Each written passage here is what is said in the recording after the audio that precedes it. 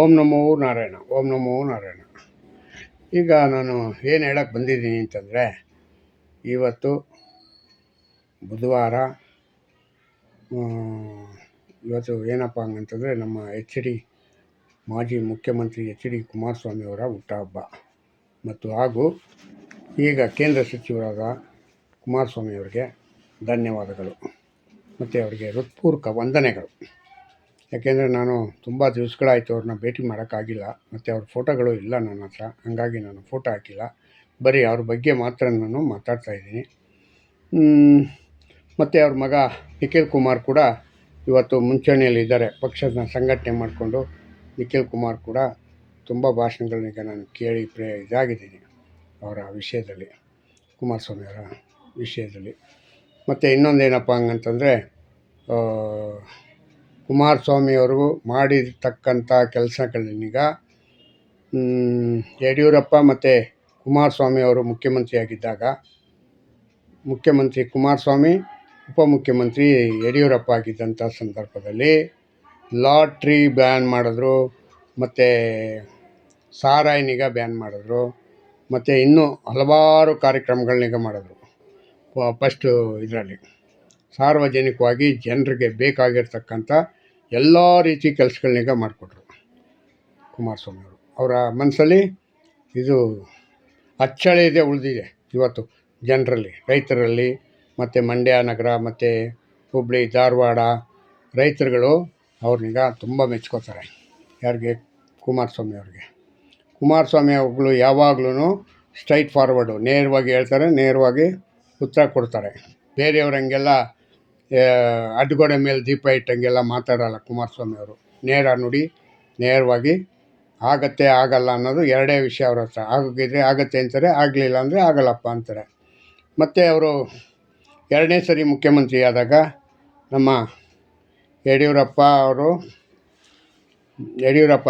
ಇವರು ಸಿದ್ದರಾಮಯ್ಯವರು ಅವ್ರನ್ನೀಗ ಕಾಲು ಎಳೆದು ಚೇರಿಂದ ಕೆಳಗಡೆ ಇಳಿಸ್ಬಿಟ್ರು. ಹೆಂಗೆ ಅಂದರೆ, ಅವ್ರ ಕಡೆಯವ್ರನ್ನೇ ಎಲ್ಲರನ್ನೂ BJPಗೆ ಕಳಿಸಿ 17 ಜನನೀಗ ಕುಮಾರಸ್ವಾಮಿನೀಗ ಅದೋ ಗತಿ ಮಾಡಿಬಿಟ್ರು. ಆದರೆ ಏನು ಲಾಭ ಸಿಕ್ತು? ಇವ್ರಿಗೆ ವಿರೋಧ ಪಕ್ಷದ ನಾಯಕನಾಗಬೇಕಾಗಿತ್ತು ಅಷ್ಟೇ. ಯಾರಿಗೆ? ಸಿದ್ದರಾಮಯ್ಯನಿಗೆ. ಯಾವಾಗೂ ಅಧಿಕಾರಕ್ಕೆ ಹಸ್ಕಿ ಲಾಲಾಸೆ ಇಟ್ಕೊಂಡು ಅಯ್ಯಪ್ಪ ಬರೀ ಮಾಡಬಾರ್ದ ಕೆಲಸ, ಕೋತಿ ಕೆಲಸನೆಲ್ಲ ಮಾಡಿಬಿಟ್ರಪ್ಪ. ಯಾರು? ಸಿದ್ದರಾಮಯ್ಯ ಅವರು. ಹಿಂಗೆ ಮಾಡ್ತಾರೆ. ಕುಮಾರಸ್ವಾಮಿ ಎಲ್ಲ ಹಂಗೆಲ್ಲ ಇಲ್ಲ. ಆಮೇಲೆ ಇನ್ನೊಂದು ಏನು ಮಾಡಿದ್ರು ಅಂದರೆ, 25,000 ಕೋಟಿನೀಗ ರೈತರಿಗೆ ಸಾಲ ಮನ್ನಾ ಮಾಡಿದ್ರು. ಮತ್ತು ಇನ್ನೂ ಏನೇನೋ ಪ್ರೋಗ್ರಾಮ್ಗಳು ಮಾಡಿದ್ರು. ಆ ಟೈಮಲ್ಲಿ ನನಗೆ ಕೆಲವು ನೆನಪಿದೆ, ಕೆಲವು ನೆನಪಿಲ್ಲ. ಆದರೆ ಕುಮಾರಸ್ವಾಮಿ ಅಂತ ನಾಯಕ ನಮ್ಮ ರಾಜ್ಯಕ್ಕೆ ಬೇಕಾಗಿತ್ತು. ಆದರೆ ಅವನನ್ನು ಬೆಳೆಯೋಕ್ಕೆ ಬಿಡಲಿಲ್ಲ. ಮತ್ತು ಇನ್ನೊಂದೇನಪ್ಪ ಅಂದರೆ, ಅವ್ರ ಪಕ್ಷದಲ್ಲಿ ಸರಿಯಾಗಿ ಸ್ಟ್ರೆಂತ್ ಇಲ್ಲ. ಈಗೇನು 19 ಜನ ಇದ್ದಾರೆ. ಮೊದಲು 58, 59 ಇತ್ತು. ಈಗ ಇದೇ ಇದೆ. ಆದರೆ ಎಲ್ಲ ಏನು, ಇವರು ಕಾಂಗ್ರೆಸ್ನವರು ಪಕ್ಷನೀಗ ಒಂದು ಪ್ರಾದೇಶಿಕ ಪಕ್ಷನೀಗ ಹಾಳು ಮಾಡೋಕ್ಕೆ ಅವ್ರ ಕಡೆಗೆ ಎಲ್ಲರನ್ನೂ ಕರ್ಕೊಂಡು ಹೋದರು. ಒಂದು 5-6 ಜನನ.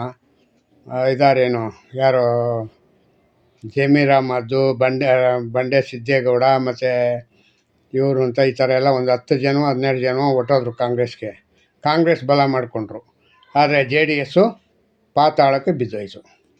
ಆದರೆ ಇಲ್ಲಿ ಏನಾಗಿದೆ ಹೆಂಗಂದರೆ, ಇವತ್ತಿಗೂ ನಮ್ಮ ರಾಮಕೃಷ್ಣ ಹೆಗಡೆ ಪಾರ್ಟಿ ಮತ್ತು ದೇವೇಗೌಡರ ಪಾರ್ಟಿಯಿಂದ ಇದ್ದವರೇ ಈಗ ಎರಡೂ ಪಾರ್ಟಿನಲ್ಲೂ ಇದ್ದಾರೆ. ಕಾಂಗ್ರೆಸ್ಸಲ್ಲೂ ಇದ್ದಾರೆ, BJPಯಲ್ಲೂ ಇದ್ದಾರೆ. ಇಲ್ಲಾಗಿದ್ದಂಥ MLAಗಳೇ ಅಲ್ಲೋಗಿ MLAಗಳಾಗಿರೋದು, ಮಂತ್ರಿಗಳಾಗಿರೋದು.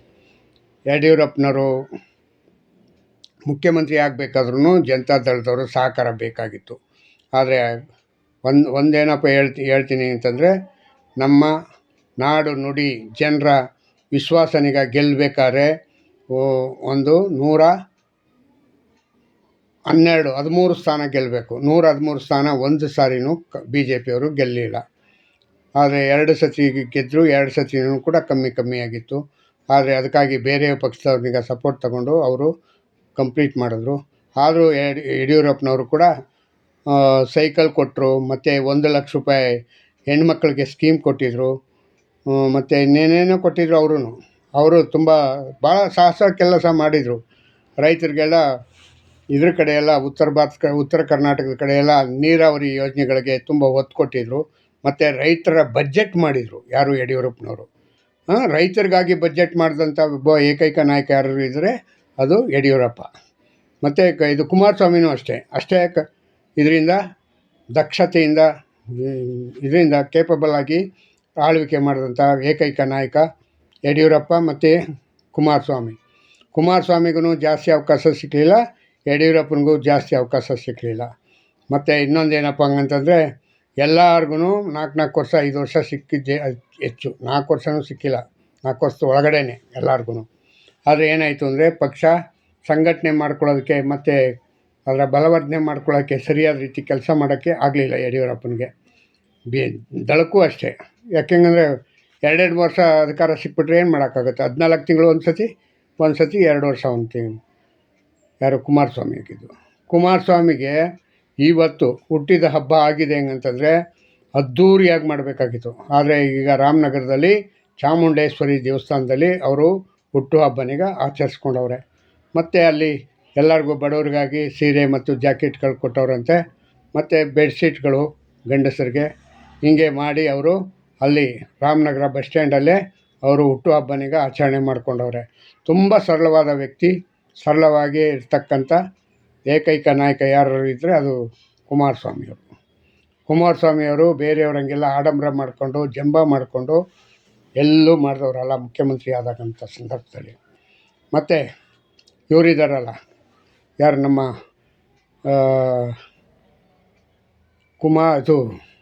ಸಿದ್ದರಾಮಯ್ಯನವರ ಕ್ಯಾಬಿನೆಟ್ನಲ್ಲಿ ಈಗ ಒಂದು ವಿಕೆಟ್ ಬೀಳುವ ಸಂದರ್ಭ ಬಂದಿದೆ. ಅದು ಯಾವುದಪ್ಪ ಅಂದರೆ ಲಕ್ಷ್ಮೀ ಹೆಬ್ಬಾಳ್ಕರ್ ಅಂದರೆ ಡಿ ಕೆ ಶಿವಕುಮಾರನ ಸಹಪಾಠಿಗಳು. ಡಿ ಕೆ ಶಿವಕುಮಾರ್ಗೆ ಸಹಕಾರ ಕೊಡುವಂಥ ಲಕ್ಷ್ಮೀ ಹೆಬ್ಬಾಳ್ಕರು 5,000 ಕೋಟಿನೀಗ ಗುಳುಂ ಮಾಡವ್ರಂತೆ. ಅದನ್ನೀಗ ಈಗ 3-4 ದಿನದಿಂದನೂ ವಿಧಾನಸೌಧದಲ್ಲಿ ಆರ್ ಅಶೋಕ್ ಅವರು ಚರ್ಚೆ ಮಾಡ್ತಾಯಿದ್ದಾರೆ. ಅದಕ್ಕೆ ಇನ್ನೂ ಇವತ್ತವರೆಗೂ 3-4 ದಿವಸದಿಂದನೂ ಅವ್ರು ಬಂದು ಉತ್ತರ ಕೊಟ್ಟಿಲ್ಲ. ಹೆಂಗಂದರೆ ಇವರು ಹೇಳ್ತಾ ಇರೋದು ಫೆಬ್ರವರಿ, ಮಾರ್ಚು, ಏಪ್ರಿಲು 4 ತಿಂಗಳು ಇವರು ದುಡ್ಡು ಕೊಟ್ಟಿಲ್ಲ ಹಂಗಂತ ಇದನ್ನು ಮಾಡಿದ್ದಾರೆ. ಯಾರು? ಬೆಲ್ಲದು. ಮತ್ತು ಇವರು ಇಲ್ಲ ನಾನು ಕೊಟ್ಟಿದ್ದೀನಿ, ನಾನು ಯಾವುದೂ ಬ್ಯಾಲೆನ್ಸ್ ಇಲ್ಲ ಹಂಗಂತ ಇವರು ಹೇಳ್ತಾ ಇದ್ದಾರೆ. ಮತ್ತು ಈಗ August, September, October, November, December ಇಲ್ಲೂ 5 ತಿಂಗಳು ಈಗಲೂ ಕೊಟ್ಟಿಲ್ಲ. ಏನಾಯಿತು ಈ ದುಡ್ಡೆಲ್ಲ? ಇವರು ಆರ್ ಅಶೋಕ್ ಅವರು ಹೇಳ್ತಾ ಇರೋದು ಇದೆಲ್ಲ ಬಿಹಾರ್ಗೆ ಎಲೆಕ್ಷನ್ಗೆ ಹೋಗ್ಬಿಟ್ಟೈತೆ ಅಂತ ಅಂದ್ಕೊಂಡು ಡೌಟಲ್ಲಿ ಹೇಳ್ತಾ ಇದ್ದಾರೆ. ಈ ಡೌಟ್ ಎಷ್ಟು ಮಟ್ಟಿಗೆ ನಿಜ ಆಗುತ್ತೆ ಗೊತ್ತಿಲ್ಲ. ಇವರೇನಾದ್ರು ಆ ಥರ ಮಾಡಿದರೆ ಇವರ ಸಹಪಾಠಿಗಳು ಇದಕ್ಕೇನಾದ್ರು ಒತ್ತು ಕೊಟ್ಟು ಕಾಂಗ್ರೆಸ್ ಪಕ್ಷದ ಉದ್ಧಾರಕ್ಕೋಸ್ಕರವಾಗಿ ದುಡಿಯೋದೇ ಆದರೆ ರಾಜ್ಯದ ಜನರ ಉದ್ಧಾರಕ್ಕೆ ಯಾವಾಗ ದುಡಿತಾರೆ ಈ ಕಾಂಗ್ರೆಸ್ನವರು ಅಂತ ನೀವೇ ಹೇಳಬೇಕಾಗಿದೆ ಜನರೇ. ಈ ಜನರು ಹೇಳ್ತಕ್ಕಂಥ ಎಲ್ಲ ವಿಷಯನೂ ಕೂಡ ಭಾಳ ಸೂಕ್ಷ್ಮವಾಗಿರುತ್ತೆ, ಆದರೆ ಯಾರೂ ಅದನ್ನು ಅರ್ಥೈಸ್ಕೊಳ್ಳೋದೇ ಇಲ್ಲ. ಏನೋ ಫ್ರೀ ಬೇಸ್ ಕೊಡ್ತೀನಿ ಅಂದ ತಕ್ಷಣವೇ 5 ಗ್ಯಾರಂಟಿಗಳು ಅಂತ ಅಂದ್ಕೊಂಡು ಏನು ಒತ್ತಿದ್ದು ಕಾಂಗ್ರೆಸ್ಗೆ. ತಗೊಳ್ಳಿ, ಈಗ ಎಲ್ಲ ಬೆಲೆ ಏರಿಕೆ ಆಗಿದೆ, ಗಗನಕ್ಕೆ ಹೋಗ್ಬಿಟ್ಟಿದೆ. ಆ ಬೆಲೆನೀಗ ಕಮ್ಮಿ ಮಾಡೋಕ್ಕಾಗಲ್ಲ. ಮತ್ತು ಕಮ್ಮಿ ಹೆಂಗಾಗುತ್ತೆ? ಆಗಲ್ಲ. ಈಗ ನೆಕ್ಸ್ಟ್ ಇನ್ನೊಂದು ಎಲೆಕ್ಷನ್ ಬರಬೇಕು. ಇನ್ನು 2.5 ವರ್ಷ ಬಿಟ್ಟು ಎಲೆಕ್ಷನ್ ಬಂದರೆ ಆವಾಗ ಏನಾದ್ರೂ ಇದು ಸಾಧ್ಯ ಆಗುತ್ತೆ, ಏನೋ ಗೊತ್ತಿಲ್ಲ. ಮತ್ತು ಇವರು ಯಾರೋ ಬಿ ಜೆ ಪಿಯವ್ರಿಗೆ ಈಗ ವಿಷಯನೇ ಸಿಕ್ಕಿರಲಿಲ್ಲ, ಈಗ ಒಂದು ವಿಷಯ ಸಿಕ್ಕೊಂಡಿದೆ, ಲಕ್ಷ್ಮೀ ಹೆಬ್ಬಾಳ್ಕರ್ದು. ನೋಡೋಣ ಇದನಿಗೆ ಎಷ್ಟರ ಮಟ್ಟಿಗೆ ತಾರ್ಕಿಕ ಅಂತ್ಯ ಕಾಣಿಸ್ತಾರೆ ಏನು ಅಂತ ಅಂದ್ಕೊಂಡು ನೋಡೋಣ. ಇವರು ಯಾವುದೂ ತಾರ್ಕಿಕ ಅಂತ್ಯ ಮಾಡಲ್ಲ ಬಿ ಜೆ ಪಿಯವರು. ಯಾಕೆ ಅಂತಂದರೆ ಇವರು ಯಾರು ಸಿದ್ದರಾಮಯ್ಯನವ್ರ ಕೇಸು ಮೂಢ ಹಗರಣನೀಗ ಅರ್ಧಲ್ಲೇ ಕೈ ಬಿಟ್ಬಿಟ್ರು. ಅದು ಕೋರ್ಟಲ್ಲಿ ಹೋಗಿದೆ, ಇದಾಗಿದೆ ಹೆಂಗಂತಂದರು, ಅರ್ಧಲ್ಲೇ ಬಿಟ್ಟರು. ಅದು ಹಂಗೆ ಪೆಂಡಿಂಗ್ ಆಗೋಯಿತು. ಈಗ ಏನು ಮಾಡ್ತಾರೆ ನೋಡಬೇಕಾಗಿದೆ. ಇವರು ಈ ಥರವಾಗಿ ಎಲ್ಲ ಕೆಲಸಗಳನ್ನು ಕೂಡ ಅರ್ಧದಲ್ಲೇ ಮಾಡಿದ್ರೆ, ಪತ್ರಕರ್ತರು ಅಷ್ಟೇ, ಏನು ನಾನು ಬಿಟ್ಟರೆ ಇನ್ನಿಲ್ಲ ಅಂದರೆ ಎಲ್ಲ ಪೇಪರ್ ಹುಲಿಗಳೇ ಅಲ್ಲ. ಪತ್ರಕರ್ತರು ಅಷ್ಟೇ, ಈ ಬಿ ಜೆ ಪಿ ಲೀಡ್ರುಗಳು ಅಷ್ಟೇ, ಕಾಂಗ್ರೆಸ್ ಲೀಡ್ರ್ ಇದ್ದಿದ್ದೂ ಎಲ್ಲ ಪೇಪರ್ ಹುಲಿಗಳು. ಪೇಪರಲ್ಲಿ ನೋಡಿ ಅವ್ರ ಹೆಸರು ಭಯಂಕರವಾಗಿರುತ್ತೆ, ಆಮೇಲೆ ನೋಡಿದ್ರೆ ಏನೂ ಕೆಲಸ ಆಗಿರಲ್ಲ. ಈ ಥರ ಆದರೆ ಹೆಂಗೆ ಸಮಾಜ ಯಾವ ರೀತಿ ಸುಧಾರಣೆ ಮಾಡಬೇಕು, ಹೆಂಗೆ ಇರಬೇಕು ಅನ್ನೋದನಿಗೆ ಯಾವತ್ತಾದ್ರೂ ಯಾರಾದರೂ ಅರ್ಥಕೊಂಡಿದ್ದಾರಾ? ಇಲ್ಲ. ಒಂದು ವಿಷಯನೂ ಕೂಡ ಎಂಡ್ ಮಾಡಲಿಲ್ಲ. ಎಂಡ್ ಮಾಡಲಿಲ್ಲ ಹಂಗಂದರೆ ಇವರು ಪತ್ರಕರ್ತರಾಗಿ ಏನು ಪ್ರಯೋಜನ? ಇಲ್ಲ ಇವರು ಯಾರೋ ರಾಜಕಾರಣಿಗಳಾದ್ರೂ ಏನು ಪ್ರಯೋಜನ? ಯಾಕೆ ಹಂಗಂತಂದರೆ ಕೊನೆ ಮಾಡಬೇಕು. ಅದು ಯಾವುದಾದ್ರು ಒಂದು ವಿಷಯ ಇಟ್ಕೊಂಡ್ರೆ ಕೊನೆವರೆಗೂ ಹೋರಾಟ ಮಾಡಬೇಕು. ಒಂದೂ ಇಲ್ಲ. ಜೈ ಹಿಂದ್, ಜೈ ಕರ್ನಾಟಕ ಮಾತೆ. ಓಂ ನಮೋ ನಾರಾಯಣ, ಓಂ ನಮೋ ನಾರಾಯಣ. ಈಗ ಒಂದು ಕೆಲಸ ಮಾಡಿ, ಎಲ್ಲರಿಗೂ ನಿಮಗೊಂದು ವಿಷಯ ಹೇಳ್ತೀನಿ. ನನ್ನ ಇದನ್ನೀಗ ಸಬ್ಸ್ಕ್ರೈಬ್ ಮಾಡಿ ಮತ್ತು ಶೇರ್ ಮಾಡಿ, ಮುಂದೆ ಹೋಗೋದಕ್ಕೆ ದಾರಿ ಮಾಡಿಕೊಡಿ. ನಿಮ್ಮಿಂದ ನಾನು ಒಂದು ನನ್ನ ಕೈಯಲ್ಲಾಗಿದ್ದು ನನಗೆ ತಿಳಿದಂಥ ವಿಷಯ, ಇದು ಸರಿನೋ ತಪ್ಪೋ ಗೊತ್ತಿಲ್ಲ, ಎಲ್ಲ ಹೇಳಿದ್ದೀನಿ. ಇದೇನಾದ್ರು ತಪ್ಪಾಗಿದ್ರೆ ತಪ್ಪು ಅಂತ ನನಗೆ ಒಂದು ಇದನ್ನು ಮಾಡಿ ಮೆಸೇಜ್ ಕಳಿಸಿ. ಸರಿ ಇದ್ದರೆ ಸರಿ ಇದೆ ಅಂತ ಬೆನ್ನು ತಟ್ಟಿ.